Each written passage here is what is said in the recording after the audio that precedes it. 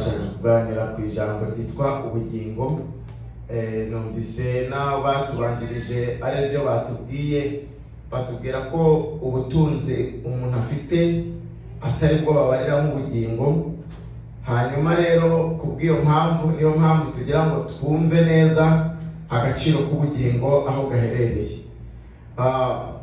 Yesu mu byahishuwe Yohana yerekanye ko hari igitabo kizaba kirimo amazina y'abantu bakijijwe. Icyo gitabo kikaba ari igitabo cy'ubugingo.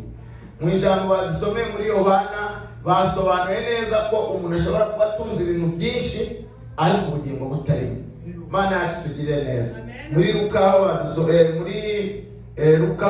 ibice 12 ukomeje gusoma, Yesu amaze kubabwira ibigendanye n'ubutunzi bw'umuntu, yuko aho ubutunzi uko umutungo umuntu afite utabarwa, kuvuga ngo ubugingo ntabwo bubarirwa mu mutungo umuntu afite.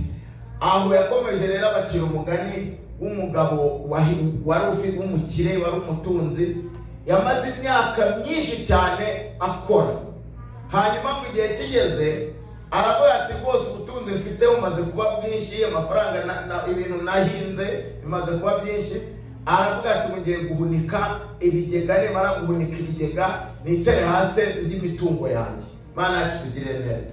Hanyuma rero ngo amaze guhunika ibintu byose, amaze kubitunganya, ngo yicara hasi ngakomaga ku gatuza, ngaravuga ngo umutima wanjye icara utuze unezerwe, kuko nagutegura ibintu bizagutunga igihe kirekire. Hanyuma ngo Imana iramubwira ngo wamupfuwe, ngo muri iri joro ubugingo bwawe buraza kuba butakiriho, ibyo waruhiye byose bizaribwa nande. Imana yacu tugirire neza. Aho rero no hagaragaza yuko ushobora gutunga ibintu byinshi ariko ubugingo bwawe ntabwo bubarirwa mu byo utunze. Imana yacu tugirire neza.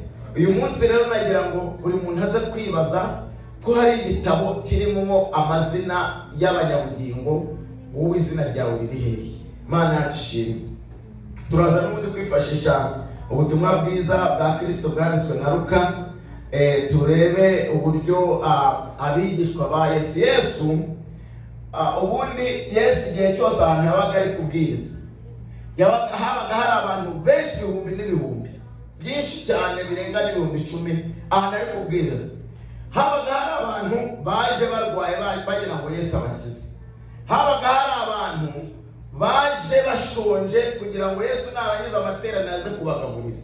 Hari abantu baje bafite amakimbirane bagira ngo barebe ko hari ikintu Yesu yakora. Hari n'abandi baje bashaka koko ubugingo. None iyo amateraniro yarangiraga, abantu bose baratahaga, Yesu yari afite abandi bantu abantu 70 bahora mu bigishwa. Hari abandi bigishwa 70 bo bahoranaga nawe bakagendana nawe igihe cyose. Muri abo 70 n'ubundi yari afitemo 12 yitaga intumwa ziwe. Izo ntumwa aribo barimo na ba Petero. Muri izo ntumwa ze 12 rero harimo abandi 3. Iyo yarabaga ari mu bihe bikomeye, yajyanaga nabo akabasaba n'inkunga y'amasengesho. Muri abo 3 n'ubundi yari afitemo umwe, Bibiliya ivuga ngo yahoraga yiyegamije ku gituza cya Kristo. Niyo abigishwa biwe Yesu yabaga yavuze ibintu ntibabyumve neza, ngo babazaga iyo ntumwa yahoraga mu gituza cya Yesu ngo mutubarize cyangwa utubwirira dusobanure. Uwo niwe bita Yohana. N'igihe Yesu apfa, Yohana niwe wakomezanyije na Yesu ku musaraba. Mana yacu tugirire neza. Rero ubugingo kugira ngo umuntu amubone arabushaka. Mana yacu tugirire neza. Nubwo ubundi ijambo ry'Imana rigaragaza yuko abazajya mu ijuru Imana isanzwe bazi. Mana yacu tugirire neza. Nukuvuga ngo kuva mu itangiriro kuzageza mu iherezo, Imana bizaba ku muntu wese uzabaho irabizi. Iraza abazabona ubugingo n'abatazabubona. Ariko hari ikintu kimwe abantu bibeshya, bagatekereza ko Imana yanditse abantu bagomba kuzabubona n'abatazabubona. Ntabwo ariko bimeze.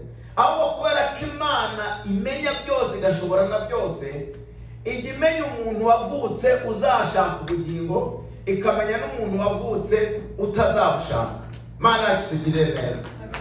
Niyo mpamvu igihe cyose iyo urimo ukura uva kuba umwana ugenda ugana mu cyerekezo Imana yakubonyemo. Imana yacu tugire neza.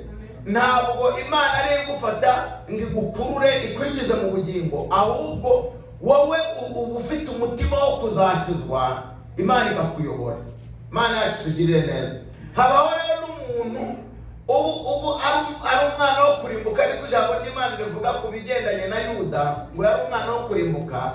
Ariko kuba yari umwana wo kurimbuka nta muntu n'umwe urimbuka Imana ibifitemo uruhare, ahubwo umuntu arimbuka kubera ko yavukanye umutima mubi wo kudaca bugufi, wo kudakunda Imana. Rero ahangaha Yesu yari afite abo bigishwa be 70, amaze igihe abigisha, hanyuma ngo arabatuma arababwira ngo mugende mukore ibitangaza, ngo abahereza imbaraga zo gukiza abarwayi, zo gukora ibitangaza. Arababwira ati mugende mubwirize ubutumwa bwiza, muzagaruke mubwire. Baragenda rero icyo gihe bakora ibitangaza. Nagira ngo mbabwire ikintu gitangaje. Muri abo bigishwa uko ari 70, n'aba Yuda bari barimo, n'aba Petero bari barimo, abo bose. Kandi muri icyo gihe Yuda nawe mu bakoze ibitangaza yari arimo, Yuda nawe mu bahumuye impumyi yari arimo, mu imirimo bakoze na Yuda yarayikoze. Imana yacu tugire neza. Kubera ko bagarutse ngo bishimye ko ibintu byose bagiye gukora babitunganyije. Imana yacu ishimwe cyane. Reka dusomere iryo jambo riri muri Luka, ubutumwa bwiza bwa Kristo bwanditswe na Luka mu bice bya 10 ku murongo wa 17 kugeza ku murongo wa 20. Aha turaza gusoma raporo izo ntumwa zatanze, abo bigishwa batanze bavuye muri misiyo. Yari yabohereje ari 70. Ubwo no kuvuga ngo harimo abo bigishwa n'intumwa ziwe 12, bose bari 70. Hanyuma rero bagaruka bishimiye ibintu bakoze. Imana yacu ishimwe. Hari abantu bahagarara ahangaha bagakora ibitangaza, bagahita bataha bakomaga ku gatuza bati twabikoze, ibintu byatunganye, Imana yaduhaye umugisha. Ariko nagira ngo mbabwire ibintu byababayeho. Ku murongo wa 17 mu butumwa bwiza bwa Kristo bwanditswe na Luka ibice 10, umurongo wa 17 dore ukuvuga. Urabangwa nuko abo 70 bagaruka bishimye. Muri make ibintu babwiwe gukora baragiye barabikora neza nk'uko babikoze, ndetse mu kugaruka bagaruka bishimye. Imana yacu ishimwe. Baravuga bati databuja abadayimoni nabo baratwumvira mu izina ryawe. Arababwira ati nabonye Satani avuye mu ijuru agwa asa n'umurabyo. Muri makeya yaraje kubabwira ngo uko kwirukana abadayimoni ko gukiza indwara ntabwo Satani bimutera ubwoba. Imana yacu tugire neza. Nukuvuga ngo ushobora gukiza abarwayi, ushobora gukora ibitangaza, ariko ibyo ntibyatitiza Satani, ntabwo byamutera ubwoba. Imana yacu tugire neza. Yesu arababwira ngo nubwo mwakoze ibitangaza, nubwo abadayimoni babumviye mu izina ryanjye, mwitonde kubera ko nabonye Satani agwa asa n'umurabyo. Dore mbahaye ubutware bwo gukandagira inzoka na skorpiyo n'imbaraga z'umwanzi zose, kandi nta kintu kizagira icyo kibatwara rwose. Ariko ntimwishimire yuko abadayimoni babumvira, ahubwo mwishimire yuko amazina yanyu yanditswe mu ijuru. Imana yacu tugire neza. Iri jambo nararisomye numva ari inteye ubwoba. Ndibaza kumbe urashobora gukora ibitangaza mu izina rya Yesu, urashobora gukiza abarwayi mu izina rya Yesu, urashobora kwirukana abadayimoni mu izina rya Yesu, urashobora guhagurutsa ibiremba mu izina rya Yesu, urashobora gusengera abarwayi bagakira mu izina rya Yesu, ariko nta bugingo ufite. Izina ryawe ritanditswe mu gitabo cy'ubugingo. Imana yacu tugire neza.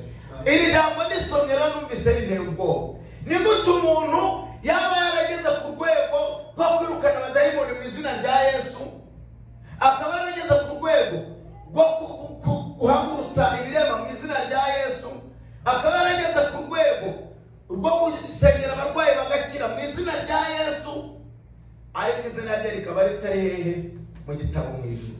Imana yacu tugirire neza. Hano ni handi rya jambo ryavuze ngo ubugingo ntabwo buri mu butunzi umuntu atunze.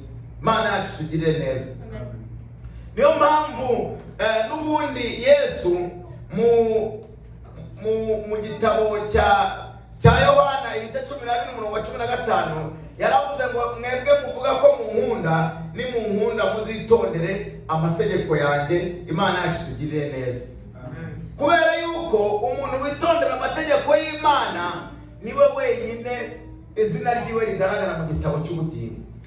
Imana yacu tugirire neza.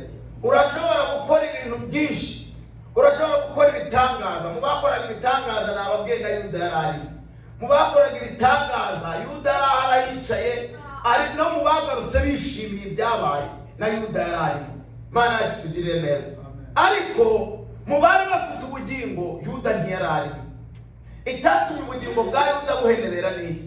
Ntabwo ari uko atumvise ijambo rihagije, ntabwo ari uko atabonye Yesu, ntabwo ari uko atumvise ibwirizabutumwa rye nyabyo, ahubwo nuko atigeze ashyira mu bikorwa ibyo yumvise. Imana yacu tugirire neza. Njya nkunze kubwira abantu uruzarimbuka nubwo umuntu yaza ijambo ry'Imana akaritsinegera mu matwi rikinjira. Kurimbuka ntabwo byabura n'umunsi wo kurokokeraho warimbuka. Imana yacu tugirire neza. Yuda njya nkunze kugira inyigisho zivuga kuri Yuda na Petero. Aba bagabo babiri bose bari intumwa za Kristo, kandi uko ari babiri Yesu niwe wabitoranirije. Imana yacu tugirire neza. Kandi abo bantu uko ari 12 abandi baratahaga. Muri abo 70 mwumva, abo 70 12 nibo bajyaga basigara, abandi 70 buri munsi baratahaga bakaza gutonda mu gitondo. Imana yacu tugirire neza. Ariko abo ngabo mwumva 12 bo bari barasize ababyeyi babo, barasize abagore babo, barasize ingo zabo, barasize amasambu yabo, birirwa inyuma ya Yesu 24/7. Imana yacu tugirire neza. Aba wumva ntibatahaga barimo na Yuda, ntibigeraga bataha. Aba wumvise 70 bagiye, aba 70 uba bazaga gutonda muri mu gitondo. Ariko aba 12 baratondaga, ariko bakanarara aho Yesu yiriwe bakaba ariho birirwa, aho yaraye bakaba ariho barara. Nukuvuga ngo nibo bateguraga ibintu byose Yesu ari bukore, niba imyenda Yesu yaramesaga nibo bamumeseraga. Nukuvuga ngo gahunda zose zakorwaga n'abo 12 na Yuda rimwe. Imana yacu tugirire neza. Nukuvuga ngo nta butumwa na bukeya bwigeze gucika Yuda abandi babonye. Ibintu byose byavugwaga Yuda hicaye. Imana yacu tugirire neza. Niyo mpamvu nkunda kubwira abantu ngo tube maso, kwicara gusa mu nzu y'Imana ntibihagije. Imana yacu tugirire neza. Kandi nta muntu n'umwe ushobora kuza aha ngaha adahamagawe n'Umwuka Wera. Imana yacu tugirire neza. Nk'uko na Yuda Yesu niwe wamuhamagaye. Yaramuhamagaye ati nawe ngwino shaka no hano, ngwino ukorere umurimo wanjye. Ndetse Yesu amushyiraho n'akarusho. Buriya hari abantu bafite icyo bakora, ariko ntuze Yuda yari afite umurimo professioneri wo kubika amafaranga y'intumwa. Imana yacu tugirire neza. Kwanga ibintu byose babonaga, yaba amafaranga, yaba amaturo, yaba ibintu byose babaherezaga, byose byabikwaga na Yuda. Muri makeya Yuda yari ari muri komite nyobozi y'intumwa. Imana yacu tugirire neza. Noneho Yuda nta namwe babaga bari adahari, nta gikorwa na kimwe cyakorwaga Yuda adahari. Noneho nta nubwo Imana yakundaga abandi ngo Yuda imwibagirwa, bose abakundaga kimwe. Noneho reka tujye ku ntumwa zibiri, umugabo bita Yuda na Petero. Bari abanyabyaha bose kimwe. Imana yacu tugirire neza. Ndetse abantu bazi neza gusesengura ibya Bibiliya bavuga ko mu bantu bakoze icyaha gikomeye mu ntumwa ari Petero. Reka nze babwire impamvu. Ijambo ry'Imana riravuga ngo uzanyihakana imbere y'abantu nanjye nzamwihakana imbere ya data mu ijuru. Imana yacu itugirire neza. Ibyo ngibyo nyine nibyo Petero yakoze. Imana yacu itugirire neza. Petero yihakanye Yesu ntiyanamwihakana rimwe. Mu masaha makeya Petero yihakanye Yesu inshuro 3. Anahava atabihinduye, arahava aragenda nta kintu ahinduye. Abantu bamubonye bamenya ko Petero yihakanye Yesu. Imana yacu ishimwe cyane. Anataha atabihinduye, arataha ajya mu rugo aragenda. Abantu bose yasize abasiga mu rujijo, bari kuvuga ati Petero araduhakanye neza avuze ko Yesu atamuzi, kandi no kuvuga nkawe. Petero agiye atubwiye ko Yesu atamuzi kandi agenda nkawe.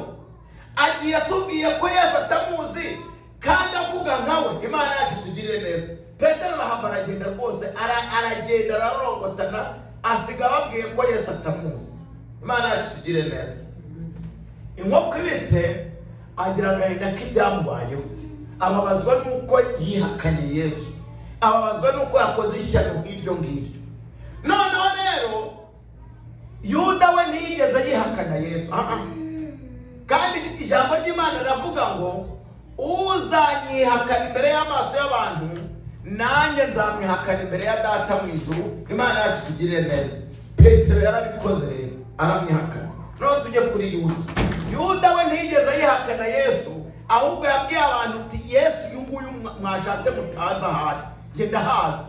Yesu ndamuzi, Yesu ngendana nawe, Yesu nkorana nawe. Niba mwebwe mutamuzi, muzampe amafaranga mubereke. Imana yacu itugirire neza. Muri make Yuda we yahamyaga ko Yesu amuzi. Yuda yahamyaga ko Yesu ahari ahazi. Muri make Yuda ntiyigeze na rimwe mu buzima bwe yihakana Yesu. Ndetse Yuda yarazi imbaraga za Yesu mu buryo nyabwo, ku buryo binakekwa ko Yuda yatekerezaga ko agiye kwirira amafaranga, ariko akurikije imbaraga Yesu afite, ko nta muntu n'umwe wamukomanga. Imana yarishimye. Ibyo ngibyo nibyo byatumye Yuda agambanira Yesu.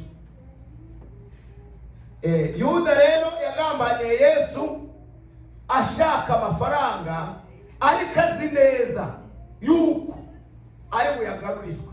Yesu ari bwigarukire akisubira mu buzima bwe busanzwe, kuko Yesu yari asanzwe abikora.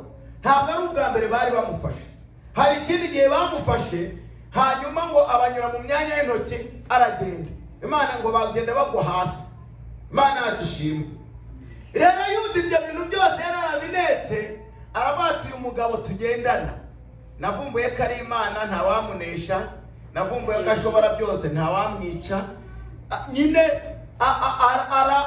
aravuga ngo ngiye kurya amafaranga. Ni nayo mpamvu yababwiye ko mu bantu bari mumufate ataza kuba arimo. Aravuga ati icyo ndi bubakorere ndabereka aho ari, mwebwe mwiranje mugende mumufate. Imana yacu itugirire neza, kuko yari azi neza ko batari bumushobore. We yishakiraga amafaranga. Akaba ari nayo mpamvu nkunze kubabwira mujye musoma ibyanditswe byera, musabe n'umwuka wera basobanuriye. Uyu mugabo Yuda yagendanye na Yesu inshuro zose. Yesu ari kubabwira ko azapfa, hanyuma y'iminsi 3 akazuka. Imana yacu itugirire neza. Akabibasobanura, yabivugaga mu migani, ari kubivuga muri rusange. Bataha bageze ku ruhande akabibasobanura mu magambo yabyo nyirizina. Imana yacu itugirire neza. Arababwira ati uru rusengero mubona ntabwo rizasigara rigeretswe ku rindi. Arabati jewe nzasenya urusengero kandi mu minsi 3 nzaba rwubatse. Yashaka kwivuga mu ruhande rwe. Imana yacu itugirire neza. Hanyuma Yuda yibagirwa ko Yesu ikintu cyamuzanye no gupfa birimo. Imana yacu itugirire neza. Hanyuma Yesu arangije ashaka no kumwibutsa. Niyo mpamvu mbabwira ntimukaze kwicara gusa, ahubwo mujye munatekereza ku bugingo. Ijambo ry'Imana dushaka kuvuga uyu munsi ni ijambo rikubaza ngo mbese izina ryawe ryaranditswe mu gitabo cy'ubugingo. Kubera yuko ibindi byose wakora nta kintu kizavamo keretse ubugingo bwawe bwanditswe mu gitabo gusa. Imana yacu ishimwe. Nagira ngo mbabwire undi muntu, mbabwire uburyo izina ryawe rijya mu gitabo n'uburyo rishobora kuvamo. Hari n'abantu byigeze kuba riri mu gitabo rivamo. Birashoboka ko izina ryawe ryakwandikwa mu gitabo utaba amaso ikavamo. Imana yacu tugirire neza. Tugiye kureba abantu Imana yasibanganije mu gitabo cy'ubugingo. Imana yacu tugirire neza. Bari basanzwe barimo amazina yabo yanditswe mu gitabo, hanyuma Imana irayasiba, iratangaza ngo ndayasibye. Imana yacu ishimwe cyane. Turasoma mu gitabo cyo Kuva, mu gitabo cyo Kuva ibice 32. Mu gitabo cyo Kuva ibice 32 turahera ku murongo wa 31 kugera ku murongo wa 33 na kabiri. Mu Kuva turasoma umurongo wa 31 kugeza kuri 33 mu gitabo cyo Kuva. Igitabo cyo Kuva ibice 32 umurongo wa 31 kugeza 33. Hari amagambo y'umugabo wabwiye Imana ngo imusibe mu gitabo cy'ubugingo. Imana amubwira ngo suko nkora. Imana yacu tugirire neza. Reka dusome twumve uko ijambo ry'Imana rivuga. Mose asubira aho Uwiteka ari, aramubwira ati, Nyagasani, nyamuneka nyumvira. Ubwo bwoko bwakoze icyaha gikomeye koko, bwiremeye Imana y'izahabu. Ariko wakemera kubabarira icyaha cyabo, byaba byiza. Ariko nutabyemera, mpanagura unkure mu gitabo cyawe wanditse. Uwiteka abwira Mose ati, uncumuyeho wese niwe nzahanagura mukure mu gitabo cyanjye. Imana yacu tugirire neza. Amen. Murumva, hari igihe waba uri mu gitabo, Imana yacu tugirire neza, waba utaba amaso ukavamo. Imana yacu tugirire neza. Mose aha hantu ni hahandi Abisirayeli bari bavuye muri Egiputa, bose amazina yabo ari mu gitabo cy'ubugingo. Nagira ngo mbabwire ikintu kimwe. Aba bagabo nababwiye babaye imyaka 400 muri Egiputa. Bushize twari twaganiriye ku ijambo rivuga gusenga. Tuvuga ko gusenga ari uguhozaho, gusenga ari ugushishikara, gusenga nta gucika intege biza kubamo. Twabonye umudamu wari ufite umwana we yapfuye kandi w'umunyakanani, ariko amenya ko Yesu ntabwo yari yapfuye, umwana we yarwaraga abadayimoni. Hanyuma agiye kubwira Yesu yuko afite ikibazo cy'umwana we urwara abadayimoni, hanyuma Yesu aramubwira ngo ntabwo ashobora gufata ibyo kurya by'abana ngo abihereze imbwa. Aho umuntu w'iki gihe yari guhita ahafatukanye akanagenda yivovota, ariko kubera ko yari azi ko ikibazo afite gikemurwa na Yesu, yumva Yesu aravuze ngo ntabwo nafata ibyo kurya by'abana ngo mbihe imbwa. Arangije aramubwira ngo ndabizi neza n'ubundi naje nzi ko turizo. Imana yacu tugirire neza. Navuye iwacu nzi ko turi imbwa, ariko hari ikintu kimwe namenye, nuko nubwo turi imbwa zawe. Umuntu ufite imbwa rero, iyo abana bamaze kurya, hari utuntu tw'utuvungukira tujya tugwa hasi.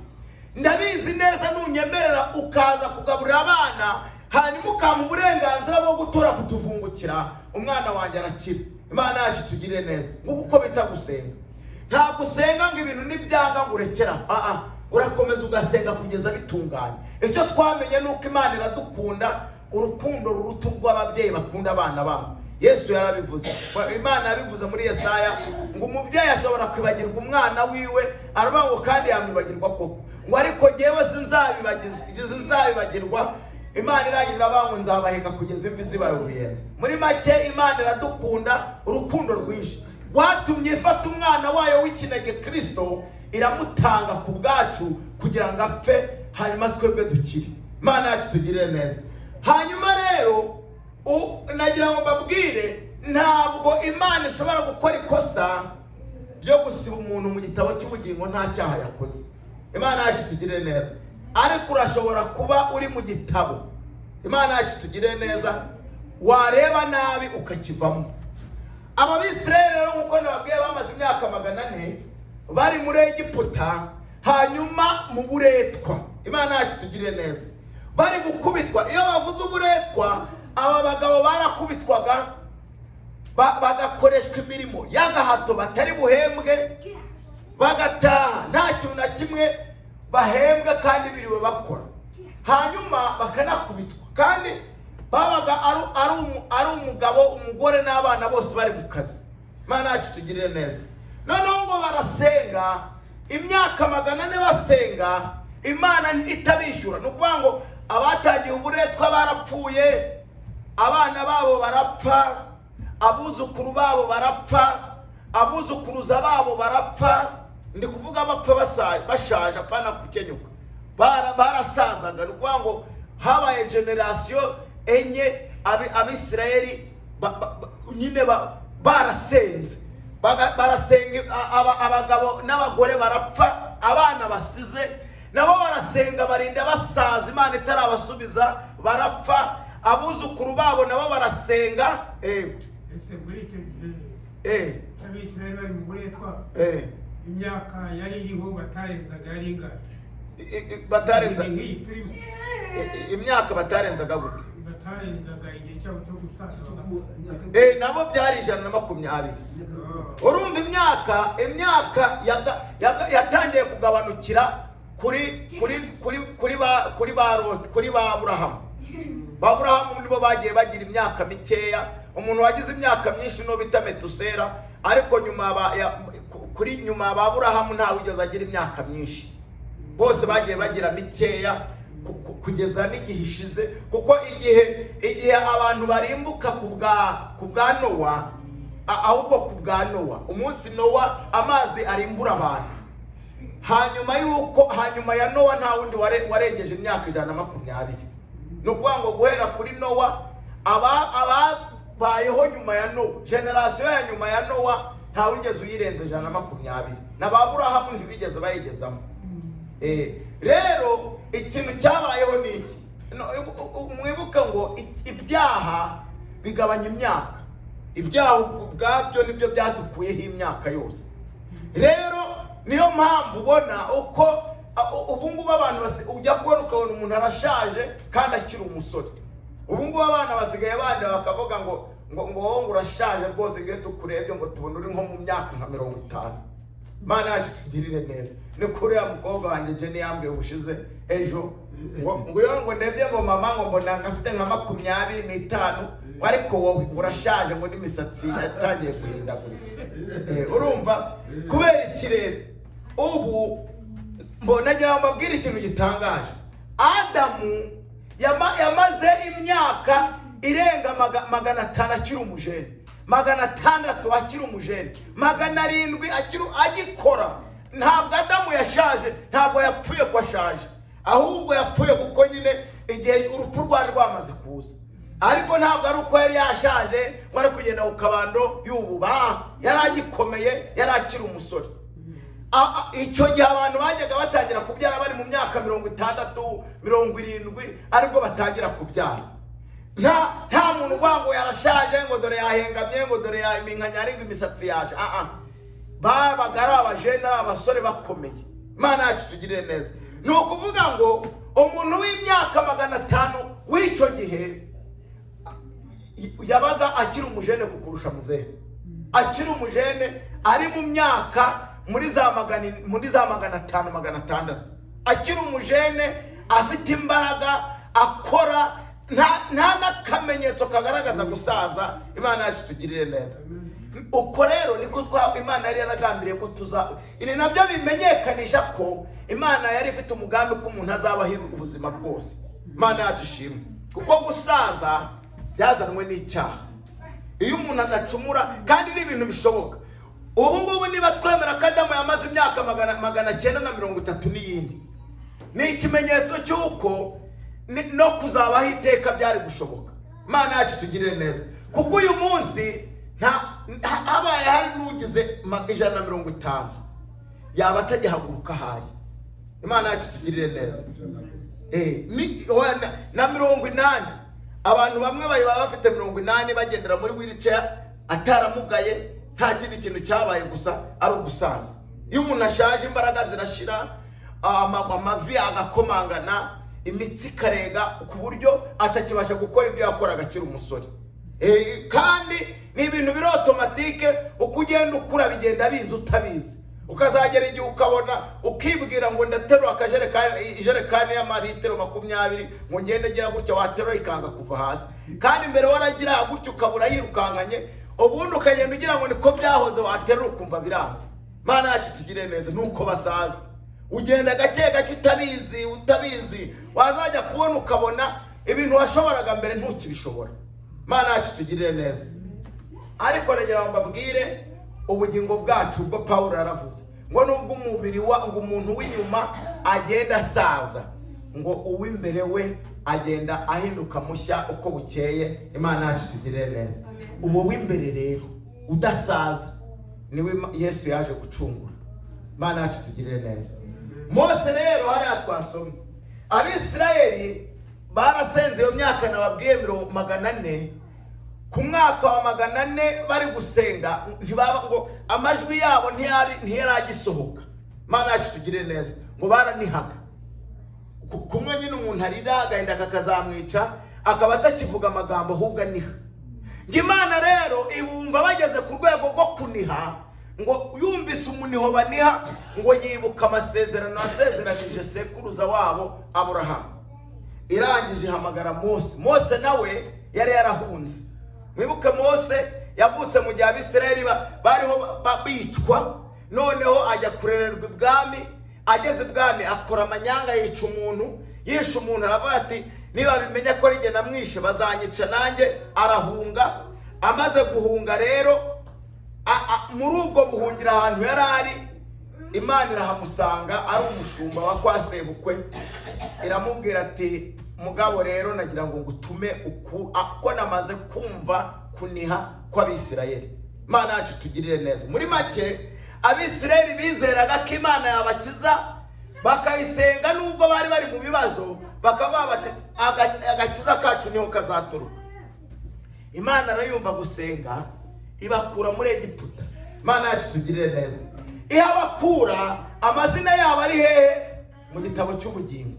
Bose bava muri Egiputa, amazina yabo yanditse mu gitabo, bameze neza. Hanyuma uko bagenda binjira mu bisubizo, bagenda bagwa. Mwibuke basenze Imana bari mu buretwa, irabumva. Amen.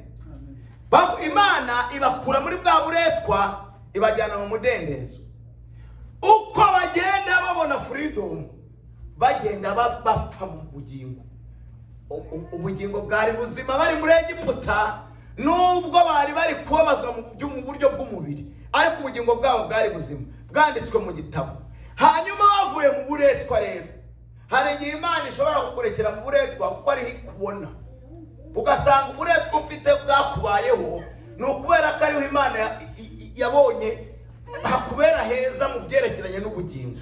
Ko nkunze kubabwira ngo Imana nta business ifitanye n'umubiri.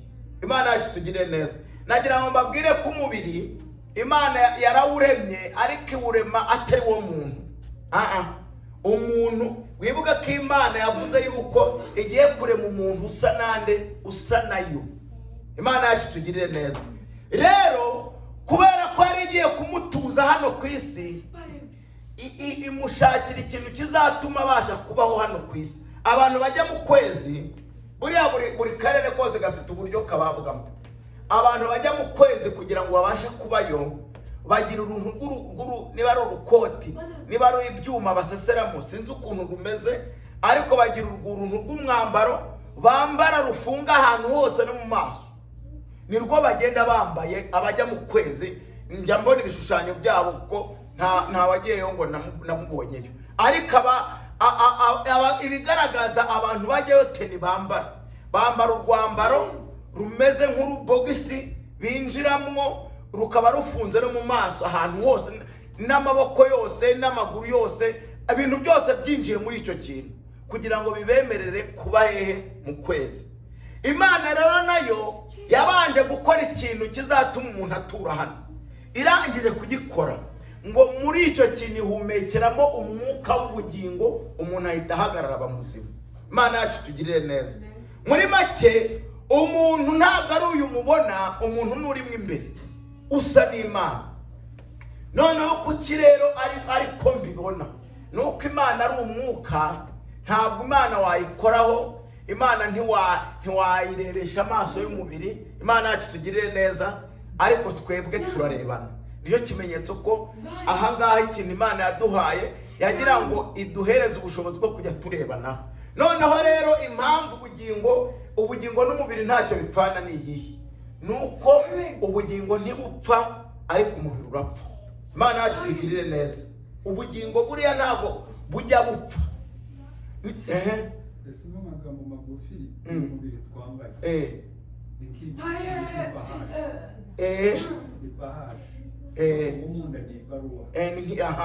nk'aho wabivuga gutya. Ibahasha buriya nubwo bona ibahasha akamaro imaze ni ukugira ngo ibike ibaruwa irimo imbere. Ikintu kiba gifite akamaro, gifite agaciro mu ibahasha ni ibaruwa irimo imbere. Iyo umaze gusoma ibaruwa ibahasha ushobora guhita ujugunya, ariko ibahasha ushobora kuyijugunya, ariko ibaruwa wayibika. Imana yacu tugirire neza. Rero ubugingo burahenze kandi ubugingo ntibupfa. Ndagira ngo mbabwire ukuntu ubugingo budapfa. Dufite abagabo babiri muri Bibiliya, umwe bita Lazaro n'undi bita Nyamutunzi. Abo bombi ni abantu batuye ku isi, hanyuma umwe yari umukristo undi ari umupagani. Imana yacu tugirire neza. Hano mu isi barapfa. Muri kumva ahantu bitandukanye barapfa, umwe ari umukristo undi ari umupagani. Nayo mbabwira ngo ubugingo ntibupfa, bwaba ubw'abakristo bwaba ubw'abapagani. Bwose ahantu iyo umubiri upfuye turashyingura. Ubugingo kuko tutabubona nyine ntitwongera kumubona, ariko abahari. Imana yacu tugirire neza. Bo rero bamaze gupfa, Imana yo idukorera story y'ibyababayeho hanyuma y'ubu buzima. Twe ntitubasha kubimenya, ariko Imana yaduciriye ku mayange itubwira ibyababayeho, iduha story y'abo bantu babiri bapfuye byanditse muri Bibiliya. Imana yacu tugirire neza. Imana yabati nubwo abantu bapfa, nagira ngo babwire aga story k'abantu bapfuye niyo bagiye babwira ibyababayeho. Ni ukuvuga ngo iyo umubiri upfuye ubugingo bwo ntibupfa, buhita bujya ahantu tutabureba, ariko Yesu ababureba. Imana yacu tugirire neza. Yesu rero yitegereje abo bantu babiri bapfuye b'abaturanyi, banagize ubuzima buhuye, bagiranye contact bari mu isi. Imana yavuga ati akantu gashobora kuvamo isomo, reka nze nganiriza abantu ku buzima bw'abantu bapfuye bo mu gisagara, bari basanzwe bazi, bari baturanye, bazi n'amakuru yabo, mbabwire ibintu byababayeho. Arababwira ati umugabo bita Lazaro muramuzi. Uyu Lazaro ntabwo ari wa wundi wapfuye akazuka, ni uwundi Lazaro. Ati n'undi bita Nyamutunzi nawe muramuzi. Hano mujya mubona ko uyu umuntu akize bamwita ngo ni mukire, ngo ni Nyamutunzi, cyangwa se kwa Kanaga kwa bosi kwaki. Icyo gihe rero Yesu yakoresheje ijambo bita Nyamutunzi. Nyamutunzi rero yaraturanye n'umugabo bita Lazaro. Uwo Lazaro ari umukene anarwaye n'ibisebe. Noneho rero Lazaro akajya akunda kujya kwa Nyamutunzi gusabiriza. Nukwanga iyo story Yesu yababwiraga yari story bashobora kuba banibuka bakamenya ibyabaye. Hanyuma Nyamutunzi rero amaze igihe kiragera, igihe cye kigeze nyine gisanzwe arapfa. Amaze gupfa, igihe kiza kuzagera na Lazaro agira gute nawe arapfa. Bageze ikuzimu rero barabonana. Imana yacu tugirire neza. Barongera barahura. Bahuye rero bagirana ikiganiro. Bahura ariko umwe atuye kure y'uwundi, ariko babasha kurebana. Imana yacu tugirire neza. Noneho Lazaro rero ahantu yarari, hanyuma y'ubuzima we buri ubugingo bwacu burakize. Ntabwo ijambo ry'Imana ryatubwiye ko ubutunzi bw'umuntu afite atari ko gaciro k'ubugingo bwe. Imana yacu tugirire neza. Ushobora kuba nta kintu ufite ariko ubugingo bwawe butunze. Hanyuma rero Lazaro ngo ageze mu ijuru, ngo agera mu gituza cya Aburahamu. Niko ijambo ry'Imana ryavuze ngo yaragiye aruhukira mu gituza cya Aburahamu. Ubwo no kuvuga ngo aho Aburahamu ari n'abandi bantu bapfuye bizera bafite ahantu bari, ahantu nyine bafite bateraniye. Lazaro wamaze gupfa rero yahise yigendera yegera mu gituza cyande cya Aburahamu. Nyamutunze apfuye rero we aruhukira ikuzimu. Mana yacu tugirire neza. Ageze ikuzimu ahengeje hejuru ahabona ka kagabo bita Lazaro. Lazaro bite ko niba bambaye amakositimu. Bati hano abantu bari hano ni uko bameze. Bati ko niba uri kunywa utujuisi uhinduranya ibyo kurya, ati niko hano dutuye niko tumeze. Batitse ko nta kintu wari ufite hahandi uri mu isi. Bati mu isi burya ubugingo bw'umuntu ntabwo barirwa mu butunzi afite. Imana yacu tugirire neza. Hanyuma aramubwira ati none ko njye mbabaye, numva ndi kurushywa, numva ndi kubangamirwa, wankorera iki kugira ngo urebe ko nanjye nakongera nkagira amahoro? Imana yacu tugirire neza. Aramubwira ati nagira ngo mfasheho gahekawe unkoreze agatoki mutuzi untonyangirize ku rurimi. Imana yacu tugirire neza. Muri make aho ngaho yarari gushya afite umwuma, nta tuzi, nta kintu cyo kunywa. Yareba Lazaro akabona ahantu arishimye, ibintu byose bikenerwayo bihari abifite. Imana yacu tugirire neza. Aba Bisirayeli rero baturutse muri Egiputa ubugingo bwabo ari buzima, nta kibazo bufite. Imana yacu tugirire neza. Bageze icyari gifite ikibazo cyari iki, cyari umubiri wari ubabaye, bari kubakubita, bari kubakoresha uburetwa, batabahemba, bababaye pe. Ariko ubugingo bwabo ari buzima, Imana irishimira. Bagira igihe cyo gusenga bakabwira Imana ibibazo byabo. Imana rero iraza ibakura mu buretwa, inabereka ko ariyo rwose. Iravuga ati mbere yuko mubakura ndashaka gukomesha abanyegiputa nkazahabakura, muzi neza ko ndi Imana y'inyamaboko. Imana yacu tugirire neza. Nawe hari ibintu Imana yagukoreye bituma ujya mu materaniro gusenga. Imana yacu tugirire neza. Hari ibintu ubona bitumuza ukavuga ati nukuri Imana ahantu nayibonye, iyi Mana bavuga naye ndabizi ko ariyo, bigatumuza. Imana rero iyo ishaka iyo uguhamagaye irabanza ikakwiyereka, ikavuga ati ni jyewe rwose, se wowe ndi. Niko byagendekeye Mose yagiye ahantu abonye igihuru kiri gushya, ariko abona amashami ntashya, abona kiracyatoshye, ibyatsi bihari byose biratoshye, kandi Mose ari kubona harimo umuriro. Aravuga ati ibintu n'ubwa mbere mbibonye. Aragenda ngo agiye guhengeza, yumva havugiyemo n'ijwi. Bati ibi ni ibiki? Ati Mose ahagira hirya, kuko ahangaho uhagaze nahere, banza ukwetura inkweto. Ikintu gukwetura inkweto ni ikirere, ni ukwatura, kwitunganya. Ikintu Mose yari yarakoze ni iki? Mose yari yarishe umuntu.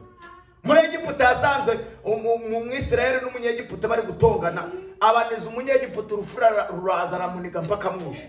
Amaze kumwica ahita amuhamba arigendera. Rero ni nabyo byatumye Mose ahunga, kubera ko yagiye ahandi wa muntu asanga Abisirayeli babiri nabo bari gutongana bashaka kurwana. Aravuga ati niko mwabagabo mwe, ibi barabica namwe mukiyica nta n'isoni. Aravuga ati turakuzi wowe ubushize wishe n'umunyegiputa. Hanyuma nibwo guhunga aravuga ati nibamenya ko nica abantu nanjye bazanyica. Nuko byamugendekeye. Imana yamubwira ati nubwo ndi uwera ashaka gukoresha, ariko ugomba kubanza ukihana. Mose rero arihana, akuramo inkweto, yegera ahera h'Imana. Imana imubwira ko igiye kumutuma. Iravuga turinde ko ntakuzi. Aravuga ati nukuri ntabwo nzi, ariko sokuruza wanyu Aburahamu aranzi, Yakobo aranzi, Isaka aranzi, twabanye nabo. Imana yacu tugirire neza. Arangira ati none ninjya kwa Farawo nzamubwira ngo iki? Abo Bisirayeli bo ninjyayo nzababwira ngo iki ko ntakuranye nabo? Arababwira ngo uzababwire ngo Imana ya Aburahamu, Imana ya Isaka, Imana ya Yakobo ibantumyeho. Imana yacu tugirire neza. Ati se nzababwira kuri uzabwire ko ndiho kandi nzahoraho. Imana yacu tugirire neza. Ahageze rero ibyabaye muri Egiputa murabizi. Hanyuma Imana irangije inaniza Farawo ku rwego rwo hejuru, arekura Abisirayeli baragenda.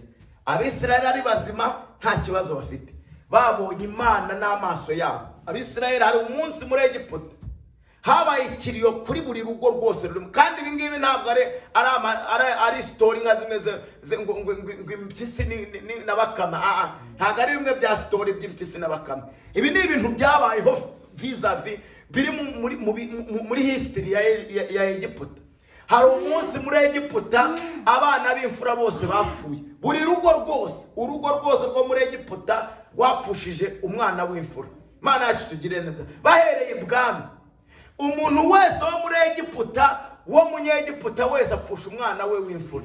Mana yacu tugire neza. Ni ukuvuga ngo hari umunsi muri Egiputa abantu bose bari muri Egiputa hose abantu bari bafite ikiriyo. Mana yacu tugire neza.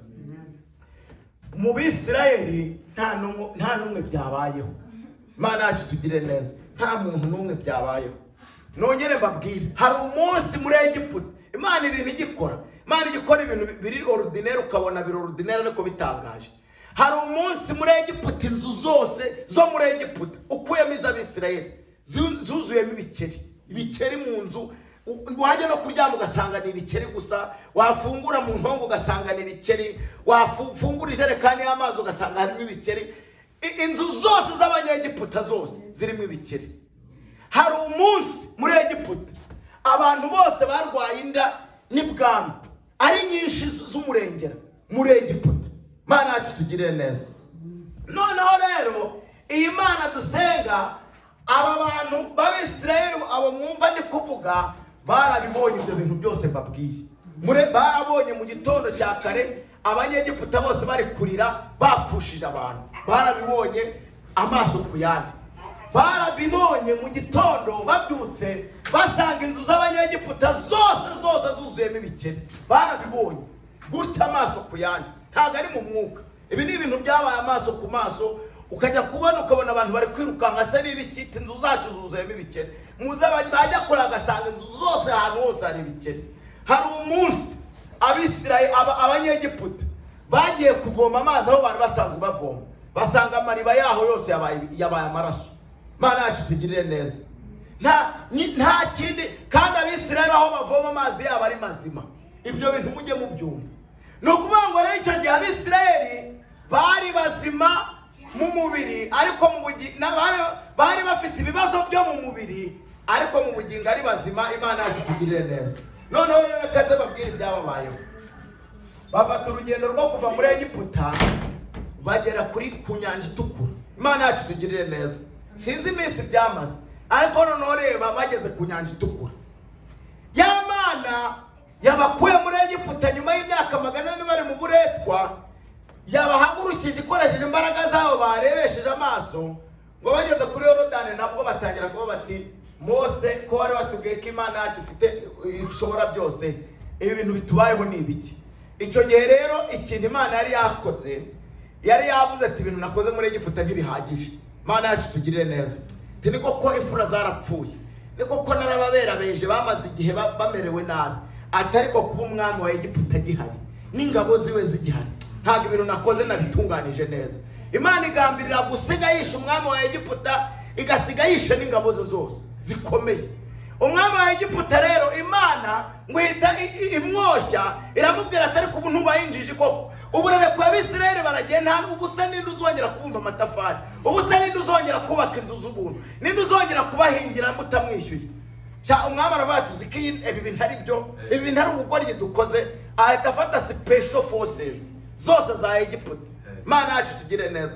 Ngo n'amagare n'amafarashi ngo nawe agenda zishoreye, arirukanka ngo ibi bintu twari dukoze n'ubugoryi, ariko ari Imana ibikoze kugira ngo imurimbure.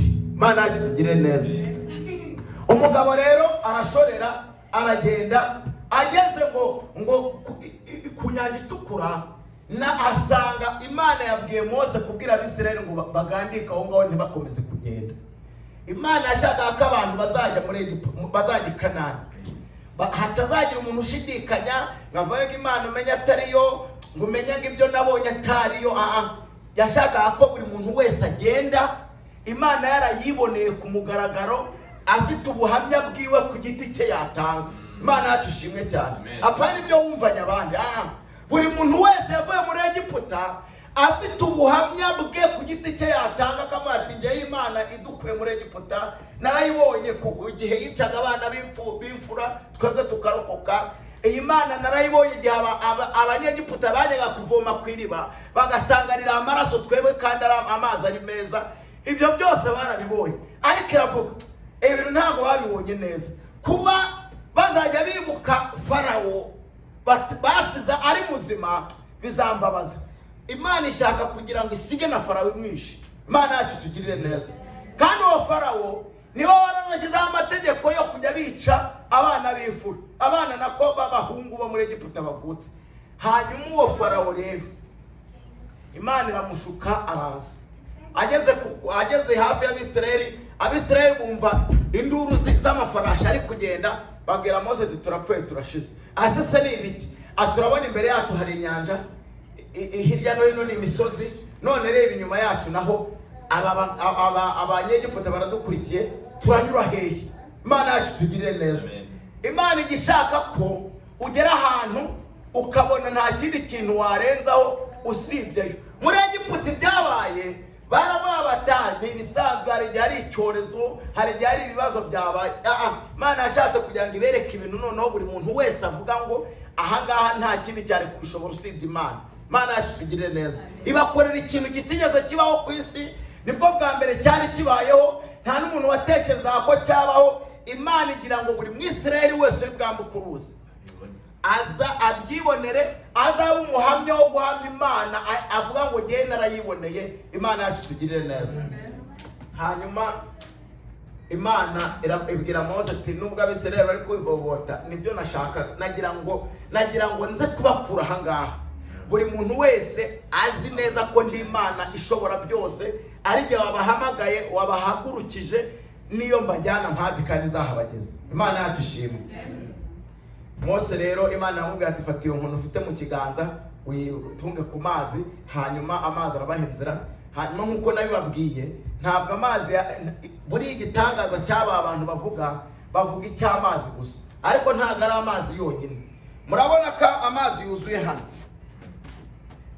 arakama, ni ukuvuga ngo nakama hano ari ku musenyi harajyamo hasi. Kandi mwibuke inyanja ntabwo ari akantu uteramo intambwe gutya ngo uragiye. Inyanja ubujyakuzimu ni amametero n'amametero, ni ahantu kure cyane kugira ngo uzabashe kugerayo. Imana yacu tugire neza. Ni ukuvuga ngo rero Imana yakamije amazi, irangije n'ubutaka bwose irabuzamura, ibureshyeshya n'umuhanda. Imana yacu tugire neza. Bambuka ari umuhanda utomoye, ubutaka yabuzamuye yabugejeje hejuru. Noneho rero murebe ibyakurikiyeho. Abisirayeli barambutse, kandi mwibuke inyanja, abantu mugenda mu ndege byo murabizi, muzi ko umara amasaha menshi uri mu ndege uri kwigenda hejuru, ngira ngo murabizi. Noneho ibaze ko bo baraye bayambutse ijoro rimwe. Icyo ni ikindi gitangaza abantu batajya batekerezaho. Indege ikora amasaha kugira ngo itaraverse inyanja. Noneho ibaze noneho bo baraye bahambutse ijoro rimwe, kandi noneho indege ifite speed y'agatangaza. Noneho bo ni ijoro rimwe baraye bambutse, abakecuru n'abasaza n'inka. Kandi mwibuka bari bashoreye inka yuzuye n'intama, ni ibintu ushorera ugira ngo kijyana hano kigakata kijya hariya. Ni ukuvuga ngo ibyo byose biri mu bintu byababuzaga no kwihuta, ariko bose baraye bambutse. Bamaze kugera hakurya rero, bamwe bakiri mu mazi, abandi bambuka, ngo umugabo Farawo ahageze arabati baraducitse. Bati se baducitse gute? Dore baraho barambuka. Abati tugende natwe. Babikubisemo, baragenda ngo bamaze gushirira mu hagati mu nyanja neza. Imana ya system yari yakoze yose itiyikura. Imana yacu tugirire neza. Ubutaka bwari bwazamutse irongerera butirimura, ibusunikiramo hasi bwose, hanyuma amazi ahita aborosa hejuru. Imana yacu tugirire neza. Ibyo bintu Abisirayeli ntabwo byabaye bamaze kuharenga, bari bagihagaze ku nkombe, kuko uwo bita Miriyamu yari mushiki wa Mose. Wahise ahimba indirimbo avuga ngo umwami wa Egiputa n'ingabo ze zose bashiriye mu nyanja, akora indirimbo imeze gutyo yo kuramya Imana. Bishaka kuvuga ngo Imana yakoze ibintu bareba. Imana ibareba. No kuvuga ngo bageze hakurya, Imana ibahereza umwanya wo kureba ingabo za Farawo ziri kuza. Imana ibaha umwanya wo kureba na Farawo nyir'ubwite ku buryo batabyitiranya. Imana irangije ibereka ko bose bageze mu mazi neza, irangije ihita itiri mu butaka ubusubizo iyo bwavuye, irangije borosa amazi. Imana yacu tugirire neza. Aba bantu hari ikintu batarabona Imana ikora. Bageze mu butayu rero baribaza ati se Mose ko bose noneho ko Imana idukuye muri Egiputa nibyo turabyemeye, Imana ikaba itwambukije inyanja itukura nibyo nishimwe, tuzabaho gute? Tuzahinga gute? Tuzarya gute? Amatungo yacu azabaho gute? Imana yacu tugirire neza. Dore ko bari banyuze inzira yo mu butayu, Imana yabaye batunga nabyo birahari. Nibwo bwa mbere byabaye ku Bisirayeli gusa, nta mundi muntu birabaho. Niyo mpamvu Imana ifitanye urubanza nabo. Imana ikagiteka irasi yo ikaranze imeze neza, ikayizana iri mu masahane bivuye mu ijuru. Imana yacu ishimwe cyane. Ibyo byabaye ku Bisirayeli. Nta ibi nkunze ndabisubiramo, ntabwo ari ya makuru bavuga ngo impyisi n'abakame ngo urukwavu iki. Ibi ni ibintu byabayeho amaso ku yandi. Ibiryo bikajya biva mu ijuru bitetse bimeze neza bishyushye, bikaza mu masahane, buri wese akajya gupokera isahane yiwe akarya. Imana yacu tugirire neza. Ibyo biryo bavuga ko byari birimo intungamubiri ndetse birimo n'imiti ivura. Nta Mwisirayeli wigeze agira ikibazo cy'ubuzima cy'indwara. Abapfuye bose bapfuye bazize ibyaha, nta n'umwe wigeze azira indwara. Imana yacu tugirire neza. Rero igihe kiragera kubera ibisubizo. Niyo bageraga, hari ahantu bageraga ko banyuze mu butayu, bakahagera ingamiya zabo, inka zabo, intama zabo zishwe n'umwuma, inyota yazishe, nabo bagize inyota. Nkaho babwiye Mose ati bwira ya Mana yacu dutabare, bakamubwira bari kwivovota, ngiyo ubutaratuuzanye turekera muri Egiputa, ngo twaririraga, twaranywaga, twaragira gute. Okay, Imana Mose akabwira Imana ati ba bantu bamereye nabi muri iki. Akavuga ati genda ku rutare ukureho amazi. Reka ndababwira ibintu bitangaje. Abisirayeli bari bafite urutare rugenda. Imana yacu tugirire neza. Urutare rugenda. Imana yaramubwiye ngo genda kuri rwa rutare ukubiteho inkoni. Urwo rutare yarongeye imusubiza.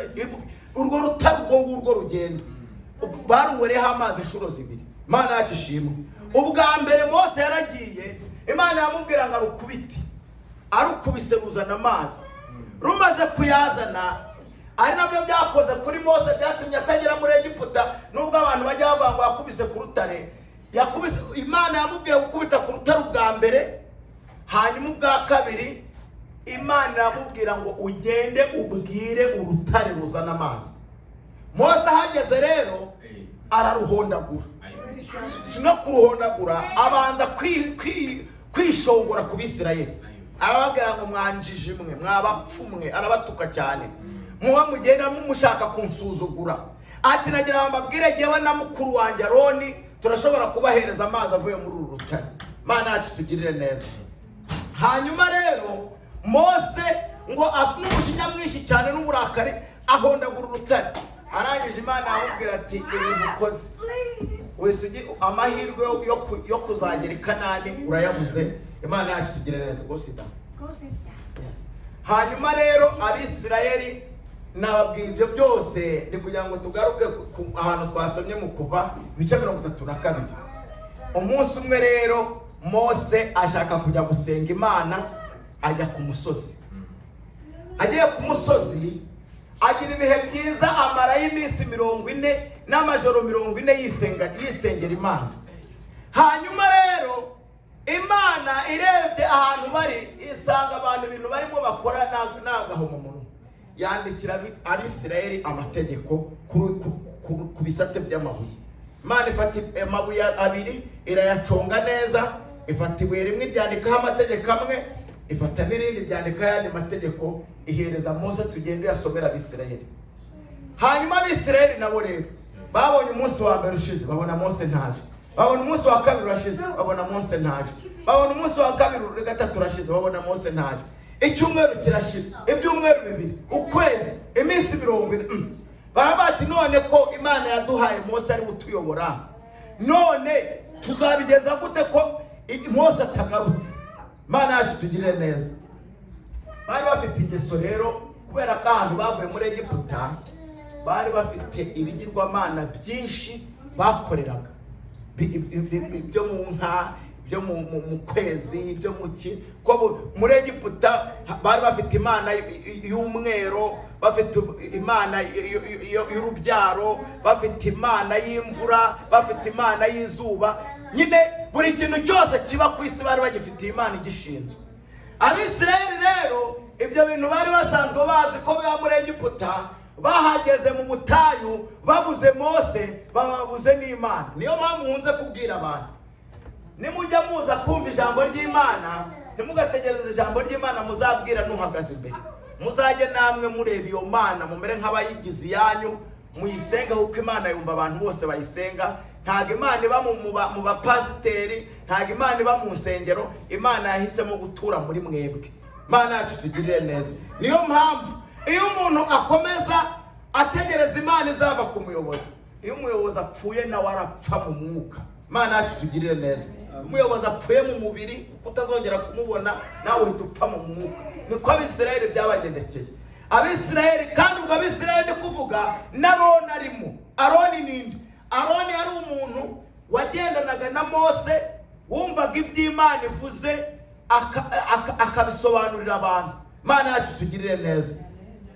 Hanyuma rero igihe kigeze rero, Abisirayeli babakoze igishushanyo cy'inka, barangiza baravuga rero iki kintu turemye rero.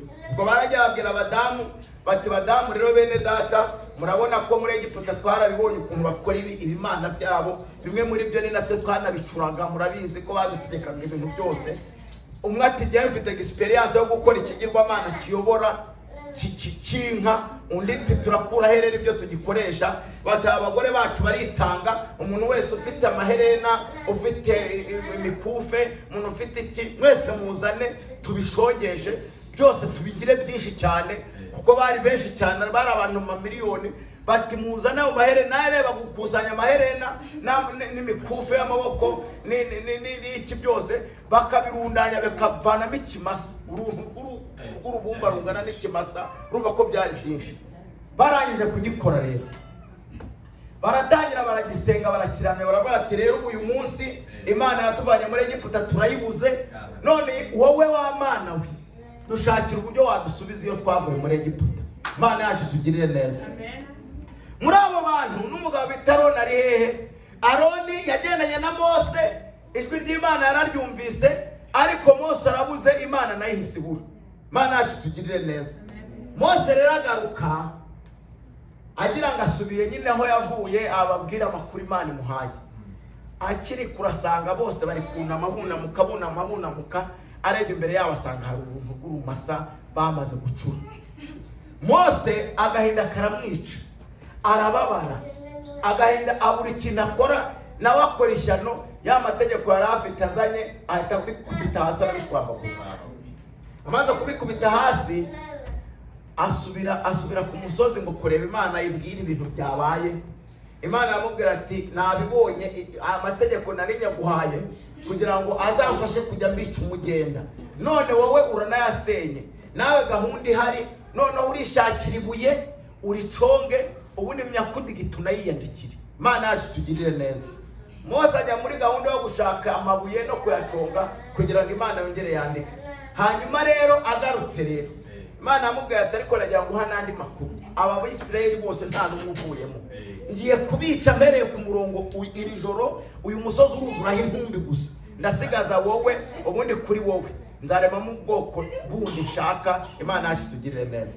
Aho twasomye rero ku murongo wa 31 w'ibice 32 haravuga ngo Mose asubira aho Imana iri, arayibwira ati nyamuneka nyumvira, ubwo bwoko bwakoze icyaha koko, bwiremeye imana y'izahabu, ariko wakwemera kubabarira icyaha cyabo byaba byiza, ariko nutababarira mpanagura unkure mu gitabo cyawe wanditse. Imana yacu tugirire neza. Wango Mose abwira Imana yuko ikwiriye kumusibanganya mu gitabo. Imana yacu tugirire neza. Nagira ngo mbabwire ko ikintu kigukura mu gitabo ni kimwe gusa, ni ugukora icyaha. Imana yacu tugirire neza. Umunsi ijambo turi kuvuga riravuga ngo mbese izina ryawe ryanditswe mu gitabo cy'ubugingo. Uyu mugabo rero Mose, Imana iramubwira ngo ntabwo izina ryawe narihakura kuko ntacyo mpfa nawe, ariko Abisirayeli bancumuyeho izina ryabo nibo ryo nzakura mu gitabo cy'ubugingo. Imana yacu tugirire neza. Reka dusoreze muri iki gitabo cy'Ibyahishuwe. Ibyahishuwe ibice 20 umurongo wa 11 kugeza ku murongo wa 15.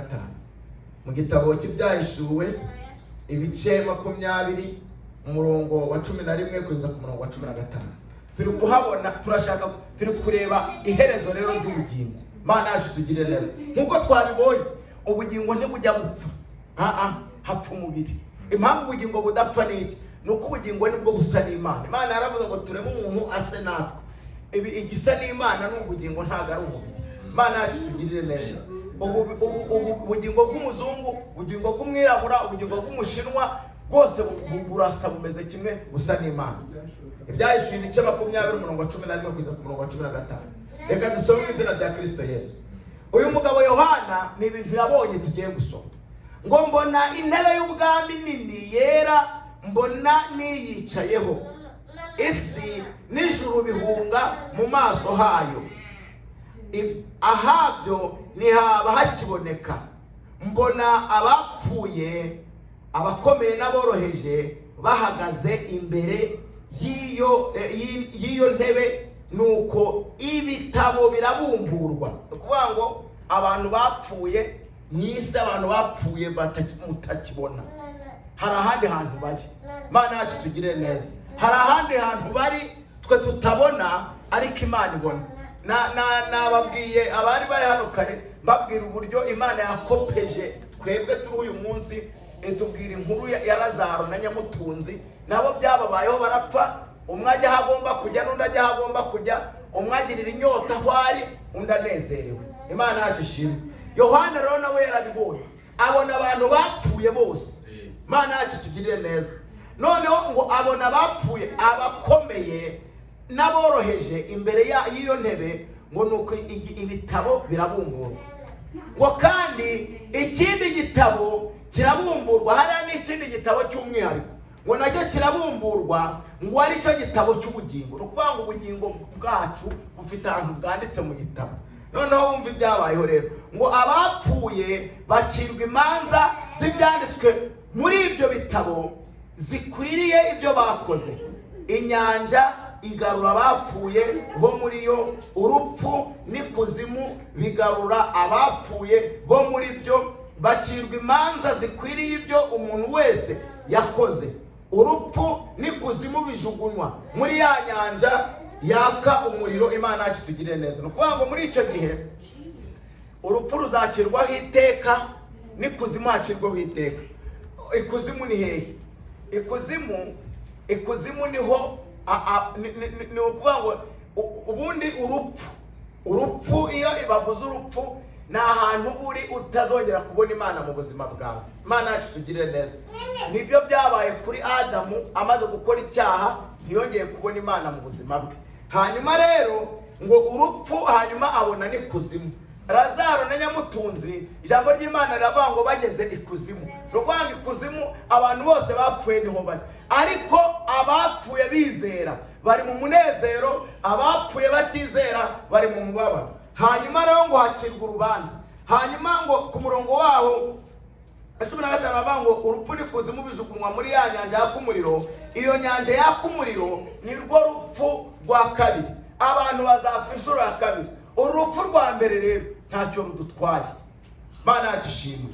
Urupfu rwa mbere ntacyo rudutwaye, ariko nagira ngo mbabwire ngo urinde ubugingo bwawe kugira ngo urupfu rwa kabiri rutazakugiraho ingaruka. Imana yacu ishimwe.